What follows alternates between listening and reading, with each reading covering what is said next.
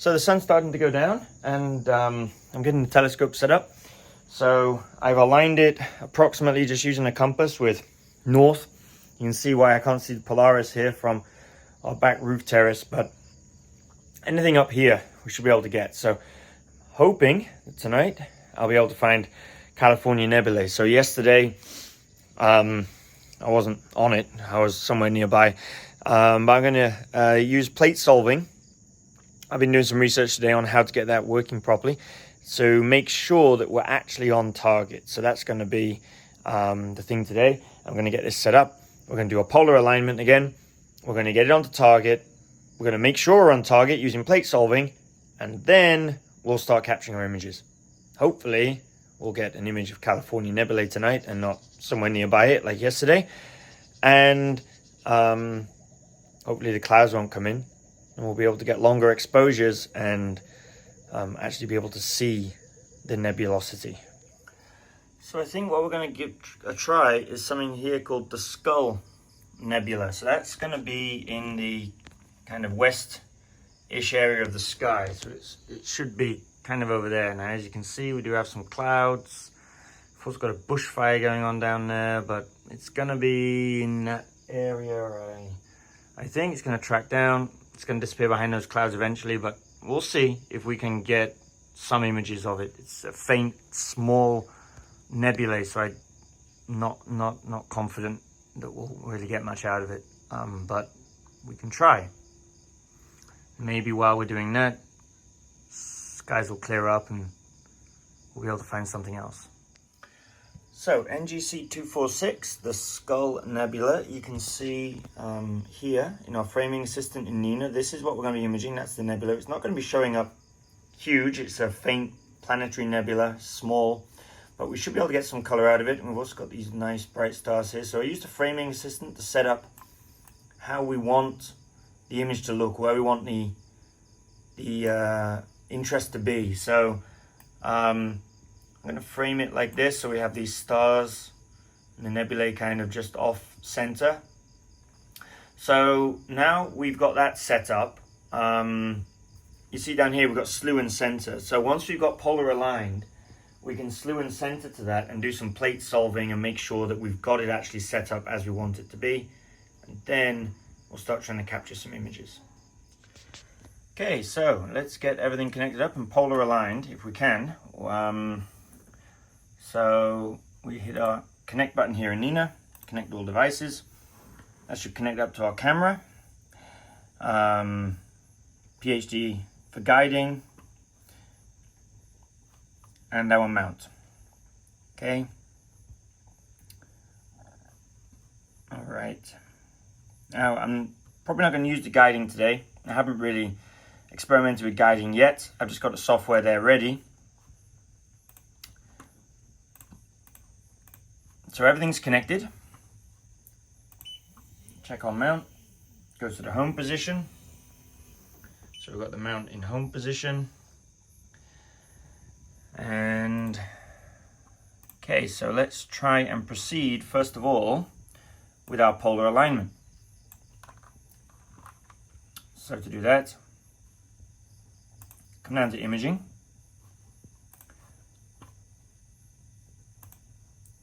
And we're going to use our 3-point polar alignment here.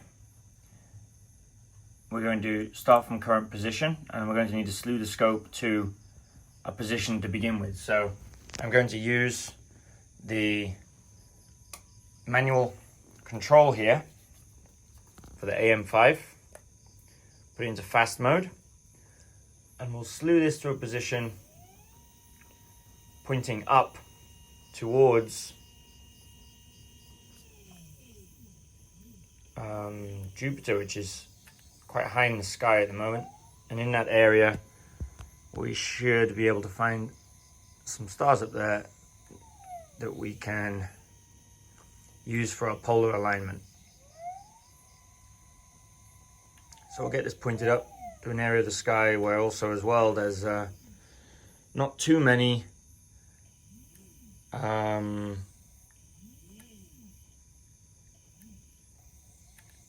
clouds at the moment. Okay, so we've got that slewed to a position. Now we'll come over into Nina and we'll capture an image. So I'm going to go for a 2-second exposure with a gain of 580, which is I think our maximum gain. We're not going to save this. Maybe 560 might be our max gain. I don't remember exactly. 560, yep. So let's capture an image and we'll check our focus. So it's capturing an image now. Got something there. A few stars. But let's see if we can find an area of the sky with a little bit more going on. So I got everything set up and I was ready to start polar aligning, and got dark, clouds came in. There was a patch of clear sky, but as soon as it got dark, it clouded over. So we'll just wait and see if it clears up later on. I've got everything set up, all ready to go.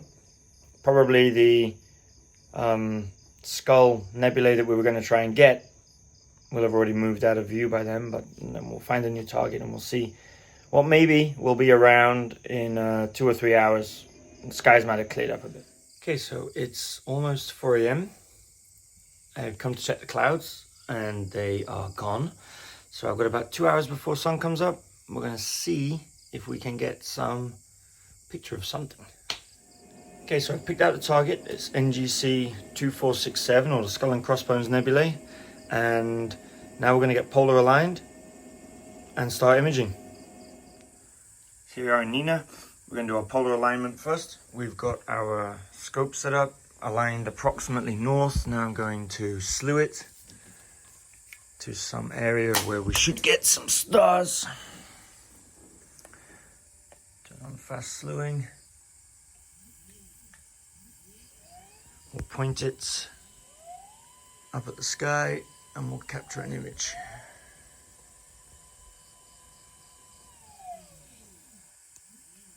So I was about to start getting everything done. Clouds came in again. Quite frustrating.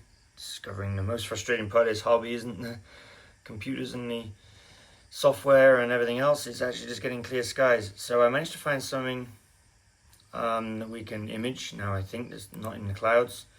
This is M67, it's a star cluster. So I entered that here in Nina. So we've got M67. We set it to the framing assistant. In the framing assistant, this is the star cluster here that we're going to be imaging hopefully. And then we do slew and center. So what that will do is it will slew to the target. It will take an image. It will then plate solve. And then it will figure out how far away from the location we actually are. Correct. Take another image. So you see there, it says the telescope was not in tolerance. It moved to where it needs to be. Now it's exposing again, solving. Telescope was not inside tolerance, re-slewing, exposing again.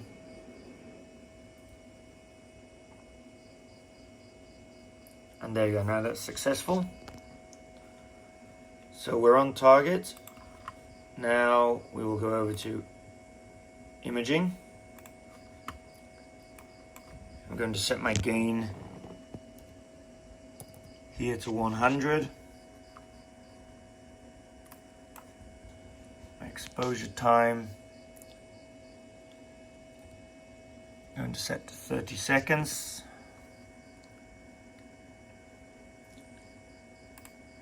We're going to save, and the target name is M67. And then we will just hit start, and it's going to start taking images and saving them.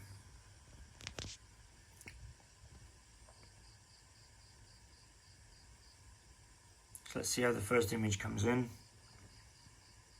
It's exposing, you see down here. So we've got 30 seconds exposure.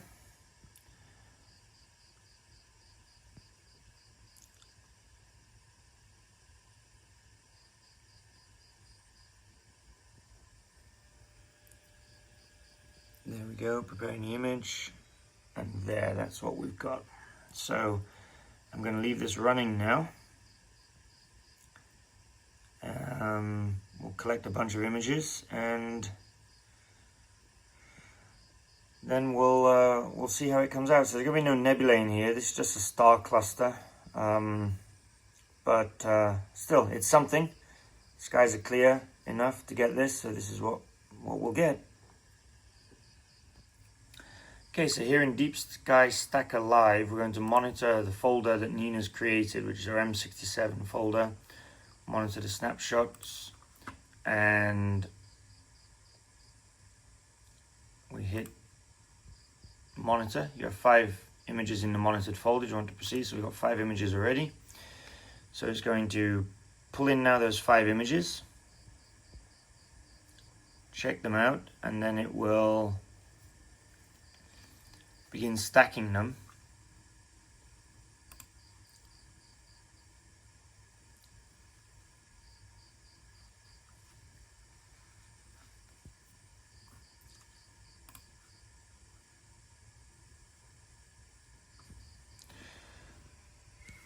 So there. So as usual, it's not going to look very exciting. First of all, we've only got a few images so far, and secondly, there's no nebulae there. We're just going to be picking out stars. We're going to have to stretch this image in order to get anything out of it at all. But what we should see later on, when we start stretching this in Photoshop, is the cluster of stars there in the middle. So you can see the clouds are moving in again. We've got image there with nothing in it.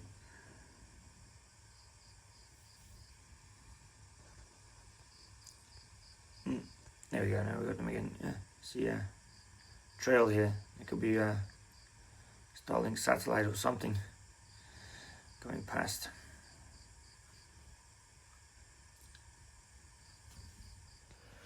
So I've got around half an hour before the sun comes up. I've got about 30 minutes of data on M67. We've now slewed to M44. So again, no nebulae here. This is just another cluster of stars. So we see it here in our sky atlas there. So this now is the Beehive cluster. The one we were doing before was called the Golden Eye cluster, M67. So this is M44. Our framing assistant shows that we've got an image something like this. I suppose it's called Beehive cluster because these look like maybe bees going around a beehive. I don't know, some of the names are a little cryptic. Some of the names, especially of the nebulae, like California nebulae looks like shape of California, the Christmas tree nebulae, but some of these clusters of stars, I wonder where they get their names from. Anyway, we've got our imaging going on, so that's what we're actually capturing from the camera compared to our framing, which will be this.